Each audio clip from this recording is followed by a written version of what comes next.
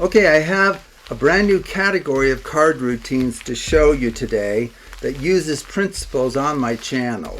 Okay, so for the one today, we just need 8 random cards. Okay, so you would just have the spectator choose 8 random cards. Ideally, they'll choose them.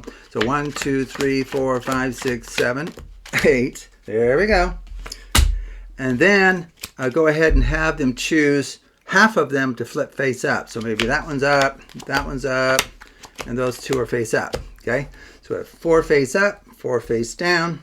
Have them randomly stack these, just like that. That's fine. And then from here, all you need to do as a performer is just deal them out into this triangle configuration that we've seen before, stack in opposite order. Okay. Now from here, there's a whole bunch of options.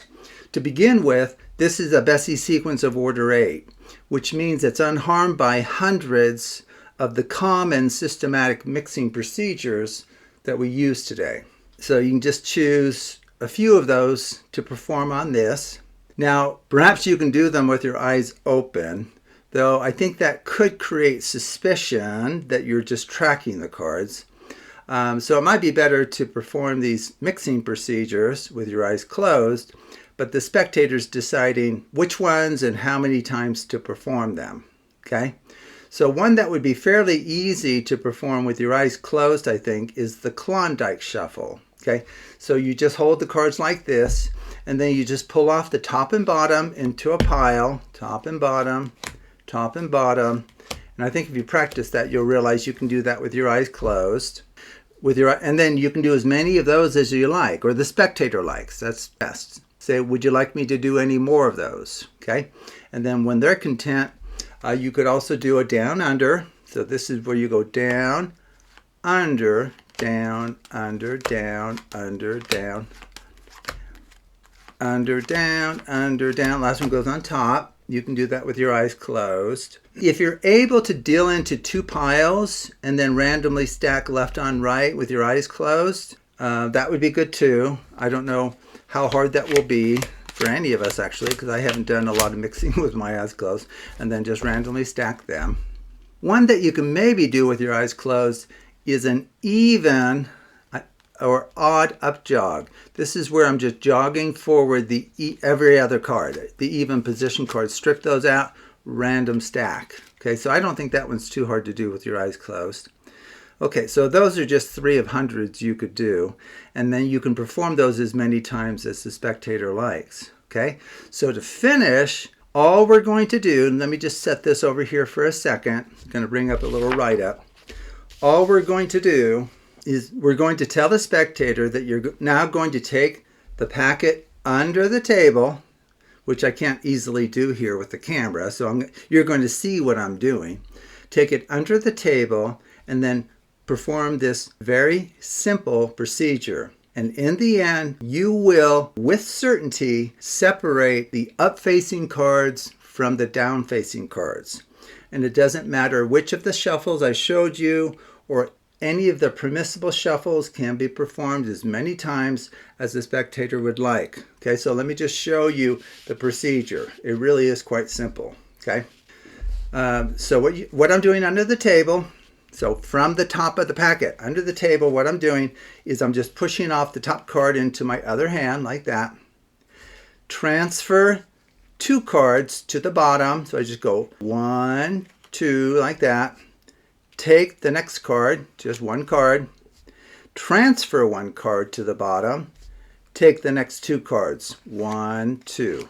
And then just bring the cards out, set them on the table, square them up, and then just tell the spectator that after years of practice, you've been able to, through incredible dexterity and tactile sensitivity, you're able to feel the difference between up-facing cards and down-facing cards, and you've just now separated the up from the down-facing cards.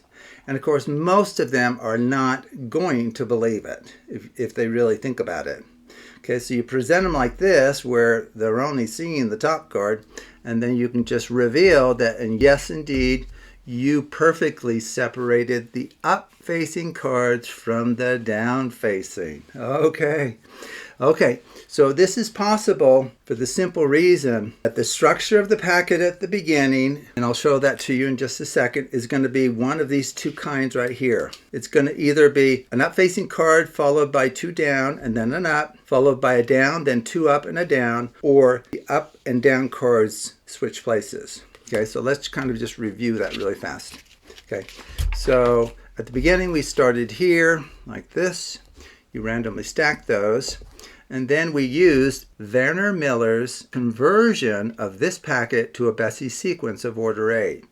He introduced this triangle dealing. Do you remember that? Deal into a triangle like this. First pile dealt was this one, but now we stack in opposite order. Okay?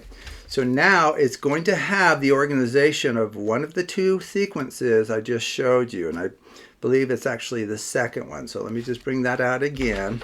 So that maybe I'll go underneath so you can see it. So it ends up being the bottom one down here. So down, up, down, down, up. Okay, so this is a Bessey sequence. And so it's unharmed by hundreds of the most common systematic mixing procedures used today. And so the ones that I showed you will work along with hundreds of others. And then you just take this packet under the table, because either the up and the down facing cards will have changed positions, or it's preserved in this sort of way. And then, as I showed you already, you take the top into one hand, transfer the next two to the bottom, take one card into your other hand, transfer just one to the bottom, and then just pull off the next two, and you have perfectly separated the up-facing cards from the down-facing cards, and you're going to look like an absolute card wizard.